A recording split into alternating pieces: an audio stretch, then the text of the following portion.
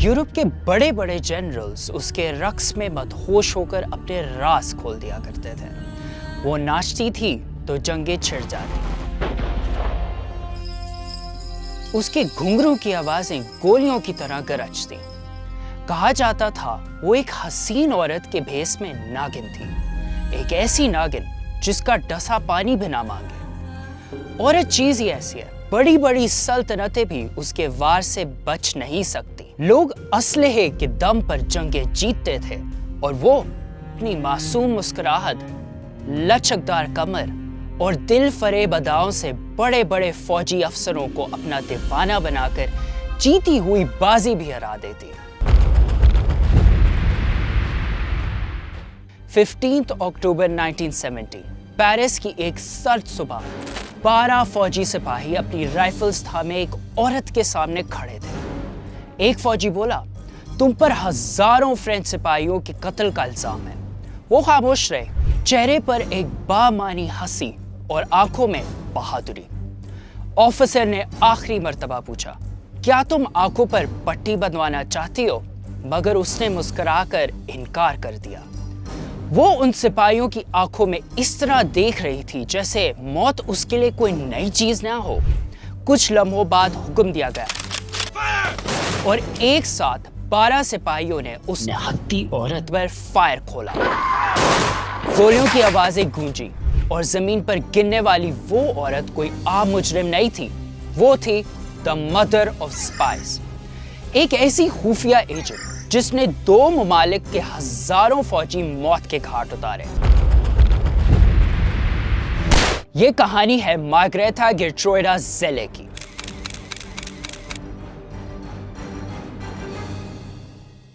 (1876) में नेदरलैंड्स का शहर लीeuwarden में पैदा होने वाली मार्गरेटा ज़ेला की जिंदगी किसी शहजादी की कहानी से कम नहीं थी। उसका बाप एडम ज़ेले एक कामयाब ताजिर था।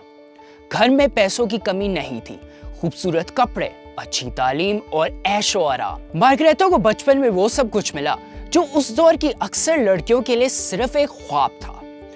फिर वो दिन आया जब एडम ज़ेले का कारोबार तबाह हो गया। माँ बाप के दरमियान झगड़े रोज का मामूल बन गए और फिर एक दिन माँ बाप अलग हो गए और चंद ही अरसे बाद उसकी माँ इस दुनिया से रुखसत हो गई। मार्गरेटा की उम्र उस वक्त सिर्फ 15 साल थी। कल तक जो लड़की अपने आप को शहजादी समझती थी, आज उसके पास ना घर था और ना ही एक अच्छे मुस्तकबिल की उम्मीद। उसने बहुत जल्द समझ लिया था कि ये दुनिया कमजोर लोगों पर रहम नहीं करती और शायद यहीं से उसके अंदर एक औरत जन्म लेने लगी जो एक दिन पूरे यूरोप को उसके आगे घुटने टेकने पर मजबूर कर देगी। सिर्फ 16 साल की उम्र में उसकी नजर अखबार के एक इश्तिहार पर पड़ी। एक डच फौजी अफसर को बीवी दरकार थी। उस अफसर का नाम था कैप्टन रूडोल्फ मैक्लॉयड। मार्गरेटा ने जवाब भेजा, मुलाकातें हुई और देखते ही देखते दोनों की शादी हो गई।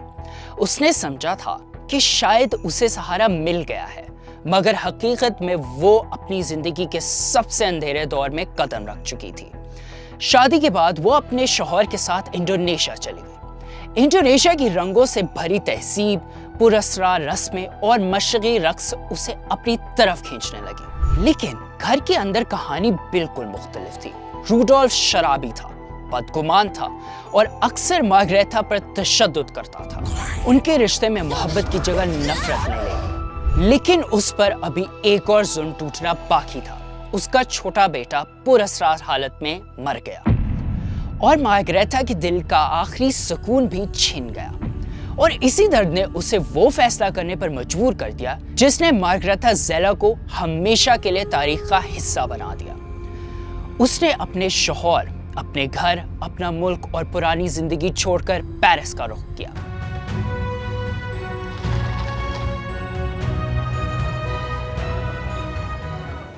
और यहां से शुरू होती है माता हारी की कहानी।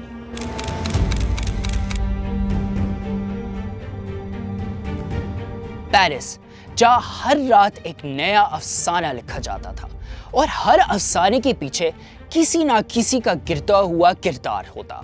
जब मार्गरेटा ने अपनी पहचान बदलकर माता हारी का लिबास पहना तो उसे खुद भी अंदाजा नहीं था कि कि वो सिर्फ स्टेज पर नहीं बल्कि तारीख के एक खतरनाक खेल में उतर चुकी है। शुरू में सब कुछ एक तमाशा जैसा था, एक छोटा सा थिएटर हॉल, धीमी रोशनी और हवा में एक अजीब सी खामोशी।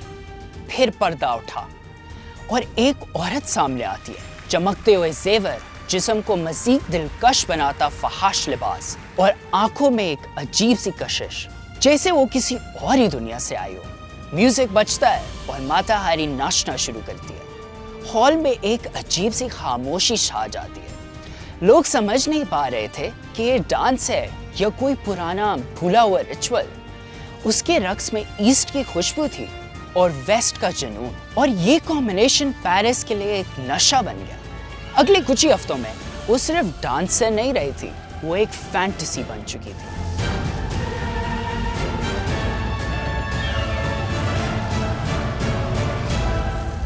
ऐसी औरत जिसके लिए लोग अपनी दौलत, अपनी इज्जत और कभी-कभी अपनी वफादारी भी दांव पर लगा देते थे। प्राइवेट डिनर्स, क्लोज्ड रूम्स और एलीट गैदरिंग्स में उसकी एंट्री अब इनविटेशन नहीं, एक नेसेसिटी बन चुकी थी। और ये कोई आम रक्स नहीं था, ये एक ऐसा रक्स था जहां हर अदा एक सवाल थी और हर नजर एक राज। जनरल्स, डिप्लोमैट्स, अमीर ताजिर, वो लोग जो जंगों का फैसला करते थे। एक फ्रेंच जनरल ने धीमी आवाज में कहा, ये सिर्फ नाच नहीं रही, ये हम सबको परख रही है। और वाकई माता हैरी सिर्फ परफॉर्म नहीं करती थी, वो देखती थी, सुनती थी और समझती थी। जो भी मर्द उसके करीब आता, वो अपना दिल और दौलत के साथ साथ अपने राज भी छोड़ जाता। एक ग्लास वाइन के साथ, एक दिल फरेब मुस्कुराहट और एक झूठी सी मोहब्बत के एहसास में शहर के बड़े बड़े अफसर वो सब कह डालते जो अनकरीब उन्हीं की मौत का बायस बन जाता। आहिस्ता आहिस्ता उसके सामने लोग अपने राज खोलने लगे, कभी शराब की महफिल में, कभी तन्हाई के लम्हों में, कहीं किसी हमले की प्लानिंग, कहीं फौज की मूवमेंट और कहीं वो नाम जो सिर्फ टॉप लेवल रिस्ट्रिक्टेड थे। माता हैरी खामोश रहती, मगर तारीख का सबसे बड़ा धोखा यहीं छुपा था। एक रात पेरिस के एक प्राइवेट गैदरिंग में एक आदमी उसके करीब आया। माता हैरी ने खुद को उससे सौंपने के लिए तैयार किया, लेकिन उस आदमी का मकसद माता हैरी के साथ रात गुजारना नहीं था। वो उसके करीब आया और धीमे से उसके कान में बोला, तुम सिर्फ डांसर नहीं, तुम्हारे कनेक्शंस बहुत कीमती हैं। ये कहकर उसने टेबल पर एक लिफाफा रखा और खामोशी से बाहर निकल गया। माता हैरी ने लिफाफा खोला तो अंदर पैसे थे, बहुत सारे। सिर्फ एक रात के इतने पैसे नहीं, इंफॉर्मेशन के। उस लम्हे माता हैरी ने ना इनकार किया ना इकरार, और फिर वही हुआ जो पेरिस हमेशा करता है, खामोशी को भी खरीद लिया गया। यहीं से खेल बदल गया। अब माता हैरी सिर्फ एक परफॉर्मर नहीं थी, बल्कि एक चलती फिरती सीक्रेट पैसेज बन चुकी थी। एक तरफ फ्रेंच एलीट, दूसरी तरफ जर्मन इंटेलिजेंस, और बीच में वो औरत जो दोनों को लगता था कि वो उनके लिए काम कर रही है। जर्मन ऑफिसर्स उसे एसेट समझने लगे, फ्रेंच सर्कल्स उसे इनसाइडर समझने लगे, और माता हैरी दोनों तरफ से मिलने वाले राज को सिर्फ एक चीज समझ रही थी, सर्वाइवल। लेकिन स्पाई गेम्स में सर्वाइवल सब बड़ा धोखा होता है, क्योंकि यहाँ हर खिलाड़ी आखिर में शिकार बन जाता है, और माता हैरी अब शिकार के बिल्कुल करीब आ चुकी थी। फ्रेंच इंटेलिजेंस को पहली दफा तब शक हुआ जब फ्रंट लाइन पे कुछ ऐसे मिलिट्री फेलियर्स रिकॉर्ड हुए जो कोइंसिडेंस नहीं लगते थे। जर्मन आर्टिलरी बिल्कुल प्रिसाइज होती जा रही थी, जैसे किसी ने उन्हें फ्रेंच पोजीशंस का मैप दे दिया हो। और फिर एक पैटर्न सामने आया, जहां जहां फ्रेंच ऑफिसर्स की सीक्रेट मूवमेंट्स लीक होती, वहां माता हैरी का नाम या उसके कनेक्शन जरूर होते। मगर यह अभी तक सिर्फ शक था, सबूत नहीं। और इंटेलिजेंस की दुनिया में शक किसी को नहीं मारता, सबूत मारता है। फिर एक बहुत बड़ा ट्विस्ट सामने आया। जर्मन इंटेलिजेंस ने एक कोडेड मैसेज यूज किया, जो जानबूझकर फ्रेंच काउंटर एस्पियोनाज के हाथ लगने दिया। उस कोड को डीकोड किया गया और उसमें एक नाम था, H21। H21 कोई और नहीं बल्कि माता हैरी थी। अब वो सिर्फ सस्पेक्ट नहीं रही थी, वो ऑफिशियली ट्रेटर बन चुकी थी। मगर फ्रेंच आर्मी ने उसे फौरन अरेस्ट नहीं किया। उन्होंने एक खतरनाक प्लान बनाया उसे यूज करने का। वो उसे डबल एजेंट की तरह यूज करते रहे और साथ साथ उसके हर मूवमेंट भी रिकॉर्ड करते रहे। फ्रेंच आर्मी ने अब माता हैरी को फीड करना शुरू कर दिया, गलत इंफॉर्मेशन, फेक मिलिट्री प्लान्स और झूठी मूवमेंट्स। और माता हैरी जो समझ रही थी कि वो दोनों तरफ से इंफॉर्मेशन लेकर स्मार्ट चल रही है, वो असल में फ्रेंच आर्मी का पपेट बन चुकी थी। जर्मन इंटेलिजेंस को जब बार बार गलत इंफॉर्मेशन मिली तो उन्हें माता हैरी के डबल एजेंट होने का शक हुआ। और फिर एक दिन जर्मनी ने एक फाइनल टेस्ट भेजा, एक कोडेड सिग्नल जो सिर्फ रियल इनसाइडर समझ सकता था। और ये सिग्नल पहले ही फ्रेंच इंटेलिजेंस डिकोड कर चुकी थी। अब सब कुछ सेट हो चुका था, ट्रैप रेडी था। 13 फरवरी 1970 पेरिस, होटल एलिजे पैलेस। दरवाजा तोड़ा गया, फ्रेंच सोल्जर्स अंदर घुसे और एक ऑफिसर ने सीधा कहा, Mata Hari, you are under arrest. वो पल भर के लिए रुकी, फिर धीरे से मुस्कुराई जैसे उसे पहले से पता हो, और सिर्फ इतना बोली, तो आखिर तुम आ ही गए। उसे प्रिजन ले जाया गया। फिर इन्वेस्टिगेशन शुरू हुई। उस पर इल्जाम था कि उसने हजारों फ्रेंच ऑफिसर्स की मौत में इनडायरेक्ट रोल प्ले किया। उसके सफर, उसके कॉन्टैक्ट्स, उसके लेटर्स, सबको एविडेंस बनाकर प्रेजेंट किया गया। मगर कोर्ट में एक प्रॉब्लम थी, डायरेक्ट प्रूफ अब भी वीक था। लेकिन वॉर टाइम पैरानोया स्ट्रॉन्ग था और जजमेंट पहले ही लिखी जा चुकी थी, सिर्फ फॉर्मेलिटीज चल रही थी। कुछ ही दिनों बाद फैसला सुना दिया गया, डेथ सेंटेंस। 15 अक्टूबर 1970 सुबह का वक्त, पेरिस की सर्द हवा, एक मिलिट्री ग्राउंड और एक लाइन में खड़े 12 सोल्जर्स। ऑफिसर ने पूछा, आंखों पर पट्टी बंधवानी है? उसने इनकार कर दिया।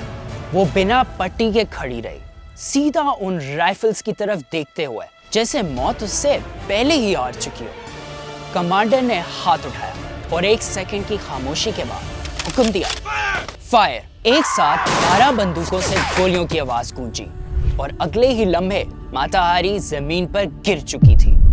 और इस तरह एक डांसर जो कभी पेरिस के स्टेज पर लोगों का दिल जीतती थी, तारीख सफ़े पर गद्दार लिखती गई। माता हैरी खत्म हो गए। मगर एक सवाल आज भी जिंदा है, क्या वो वाकई मदर ऑफ स्पाइस थी या सिर्फ एक डांसर जो वॉर पैरानोया का शिकार बन गई? For more videos like this, follow our channel Loves Media Official.